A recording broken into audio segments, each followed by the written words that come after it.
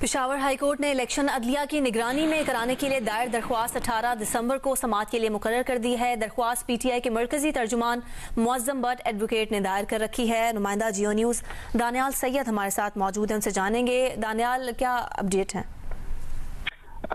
دیکھیے جی، گزشتہ روز جو معظم بٹ ہے ان کی درخواست پر سماعت ہوئی تھی۔ انہوں نے درخواست دائر کیا تھا کہ جو انتخابات ہے وہ عدلیہ کی نگرانی میں ہوں، جس پر ایڈوکیٹ جنرل نے عدالت کو بتایا کہ یہ درخواست جب دائر ہوئی تھی تو اس وقت آر اوز اور ڈی آر اوز کا نوٹیفیکیشن نہیں ہوا تھا، اس لیے عدالت نے جو پی ٹی آئی کے مرکزی ترجمان ہے معظم بٹ ان کو حکم دیا کہ اگر آپ چاہتے ہیں کہ اس کیس کو آپ فالو کریں تو آپ ضمنی درخواست جمع کریں، جس پر انہوں نے اپنے درخواست میں امینڈمنٹ کی اور نوٹیفیکیشن کو چیلنج کیا، اور وہی درخواست جو ہے وہ سماعت کے لیے مقرر ہوئی۔ چیف جسٹس محمد ابراہیم خان اور جسٹس شکیل احمد پر مشتمل 2 رکنی خصوصی بینچ جو ہے درخواست پر سماعت کریں گی۔ اس طرح عدالت نے گزشتہ روز جو فریقین ہے الیکشن کمیشن اور اے جی دفتر کو نوٹس بھی جاری کیا۔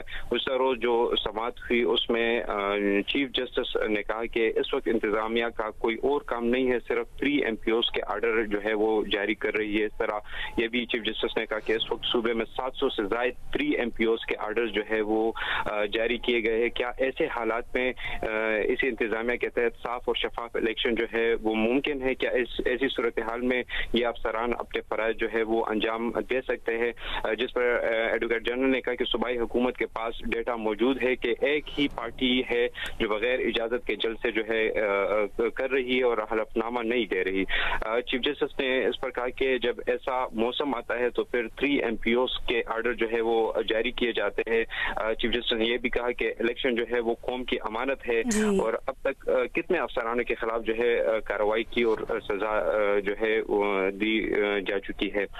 چیف جسٹس نے کہا کہ یہ ایک قومی ایشو ہے اور جو پی ٹی آئی کے وکیل ہیں ان کو کہا کہ آپ ضمنی درخواست دائر کریں، اور پھر انہوں نے ضمنی درخواست دائر کی اور ضمنی درخواست جو ہے وہ سماعت کے لیے مقرر ہوئی۔ پیر کے روز 2 بجے 2 رکنی بینچ پیر کو 2 بجے درخواست پر سماعت کرے گا۔ محمد دانیال عزیز، نمائندہ جیو نیوز، بہت شکریہ تفصیل دینے کے لیے۔